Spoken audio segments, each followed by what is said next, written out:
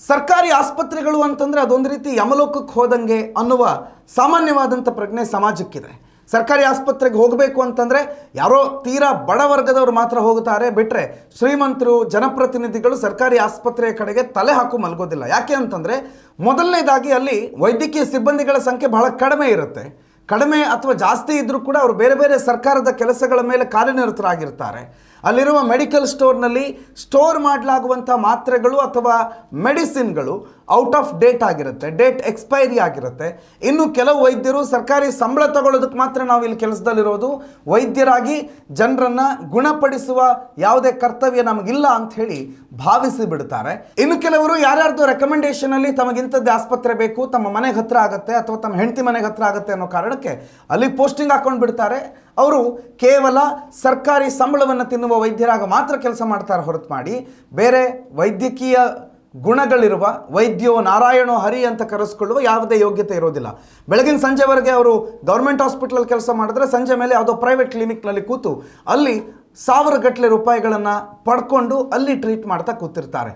ಇಂಥ ವ್ಯವಸ್ಥೆಗಳಿಂದಲೇ ರಾಜ್ಯದ ಸರ್ಕಾರಿ ಆಸ್ಪತ್ರೆಗಳನ್ನು ಮೃತ್ಯುಕೂಪ ಅಥವಾ ಯಮಲೋಕ ಅಂತ ಕರೀತಾ ಇರೋದು. ಆ ಘಟನೆಗೆ ಮತ್ತೆ ಮರುಕಳಿಸಿದೆ.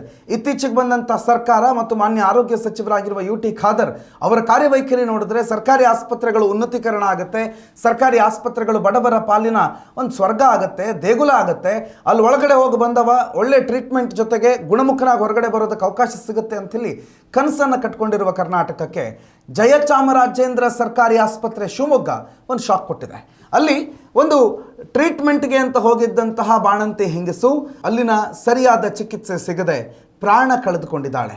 ಅಲ್ಲಿ ಚಿಕಿತ್ಸೆ ಆಗೋದಿಲ್ಲ ಅಂತ ಹೇಳಿ ಮಣಿಪಾಲ್ ಆಸ್ಪತ್ರೆಗೆ ಆಕೆಯನ್ನು ದಾಖಲು ಮಾಡಿ ಆಕೆಯನ್ನು ಬದುಕುಳಿಸುವ ಯಾವುದೇ ಪ್ರಯತ್ನ ಮಾಡಿದರೂ ಕೂಡ ಸರಿಯಾದ ಚಿಕಿತ್ಸೆ ಆಕೆಗೆ ಸಿಗಲಿಲ್ಲ. ಒಂದು ರೀತಿ ಆ ಜೀವವನ್ನೇ ಕಡೆಗಣಿಸುವ ರೀತಿಯಲ್ಲಿ ಜಯಚಾಮರಾಜೇಂದ್ರ ಸರ್ಕಾರಿ ಆಸ್ಪತ್ರೆಯಲ್ಲಿ ಆ ಲೇಡಿಗೆ ಆಪರೇಷನ್ ಮಾಡಲಾಗಿದೆ. ಆಪರೇಷನ್ ಮಾಡಿದ್ದು ಕೂಡ ಸರಿಯಾಗಿ ಮಾಡಿಲ್ಲ. ಆಪರೇಷನ್ ಮಾಡುವ ಸಂದರ್ಭದಲ್ಲಿ ಫಾಲೋ ಮಾಡಬೇಕಾದ ನಿಯಮಗಳನ್ನು ರೂಲ್ಸ್ಗಳನ್ನು ಫಾಲೋ ಮಾಡಿಲ್ಲ. ಕೊಟ್ಟಂಥ ಮೆಡಿಸಿನ್ಗಳಲ್ಲೂ ಕೂಡ ಫಾಲ್ಟ್ ಇತ್ತು. ಆ ಎಲ್ಲ ವ್ಯತಿರಿಕ್ತ ಪರಿಣಾಮವಾಗಿ ಇವತ್ತೊಂದು ಜೀವ ಹೋಗಿದೆ ಅಂಥೇಳಿ ಆ ಯುವತಿಯ ಕುಟುಂಬಸ್ಥರು ಮನೆಯವರು ಪ್ರತಿಭಟನೆಗಿಳಿದಿದ್ದಾರೆ. ಆ ಸಾವಿಗೆ ನ್ಯಾಯ ಸಿಗಬೇಕು ಅಂತ ಹೇಳಿ ಇವತ್ತು ಕಂಪ್ಲೀಟ್ ಆಗಿ ಆಸ್ಪತ್ರೆಗೆ ಮುತ್ತು ಹಾಕಿದ್ದಾರೆ.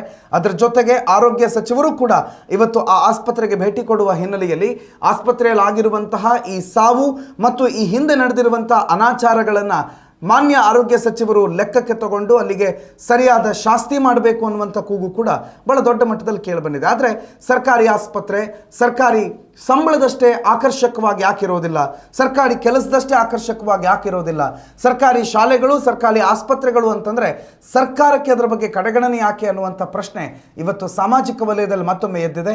ಸರ್ಕಾರಿ ಆಸ್ಪತ್ರೆಗೆ ಹೋಗೋದು ಒಂದೇ, ಶವಪೆಟ್ಟಿಗೆ ಒಳಗೆ ಹೋಗೋದು ಒಂದೇ ಅನ್ನುವ ಭಾವನೆ ಮತ್ತಷ್ಟು ಗಟ್ಟಿಯಾಗಿದೆ. ಸರ್ಕಾರ ಮಾನ್ಯ ಆರೋಗ್ಯ ಸಚಿವರು ಈ ಭಾವನೆಯನ್ನು ಜನರ ತಲೆಯಿಂದ ದೂರ ಮಾಡೋದಕ್ಕೆ ಯಾವ ರೀತಿ ಕ್ರಮಗಳನ್ನು ಕೈಗೊಳ್ತಾರೆ, ಯಾವ್ಯಾವ ನಿರ್ಧಾರಗಳನ್ನು ಕೈಗೊಳ್ತಾರೆ, ಉನ್ನತೀಕರಣ ಹೇಗಾಗುತ್ತೆ ಅನ್ನುವ ಪ್ರಶ್ನೆಗೆ ಉತ್ತರಕ್ಕೋಸ್ಕರ ನಾವೆಲ್ಲ ಕಾಯ್ತಾ ಇದ್ದೇವೆ. ಆದರೆ ಜಯಚಾಮರಾಜೇಂದ್ರ ಆಸ್ಪತ್ರೆಯಲ್ಲಾಗಿರುವಂಥ ದುರಂತ ಕೇವಲ ಒಂದು ಆಸ್ಪತ್ರೆಯ ಕಥೆ ಅಲ್ಲ, ರಾಜ್ಯದ ಬಹುತೇಕ ಸರ್ಕಾರಿ ಆಸ್ಪತ್ರೆಗಳ ಕಥೆ ಇದೆ. ಆದರೆ ಇನ್ನಾದರೂ ಸರ್ಕಾರ ಎಚ್ಚೆತ್ತುಕೊಳ್ಬೇಕು ಅನ್ನೋದು ನಮ್ಮ ಸಲಹೆ ಮತ್ತು ಆಗ್ರಹ. ಉತ್ತಮ ಸಂಸ್ಕಾರಯುತ ಶಿಕ್ಷಣದೊಂದಿಗೆ VSS English medium CBSE school Udupi Muddur. ನರ್ಸರಿಯಿಂದ 10ನೇ ತರಗತಿವರೆಗೆ ಶಿಕ್ಷಣದ ಜೊತೆಗೆ 5ರಿಂದ 10ನೇ ತರಗತಿವರೆಗಿನ ವಿದ್ಯಾರ್ಥಿನಿಯರಿಗೆ ಉತ್ತಮ ಹಾಸ್ಟೆಲ್ ಸೌಲಭ್ಯವೂ ಇದೆ. ನಿಮ್ಮ ಮಕ್ಕಳ ಪ್ರವೇಶಾತಿಗಾಗಿ ಈ ಸಂಖ್ಯೆಗೆ ಕರೆ ಮಾಡಿ.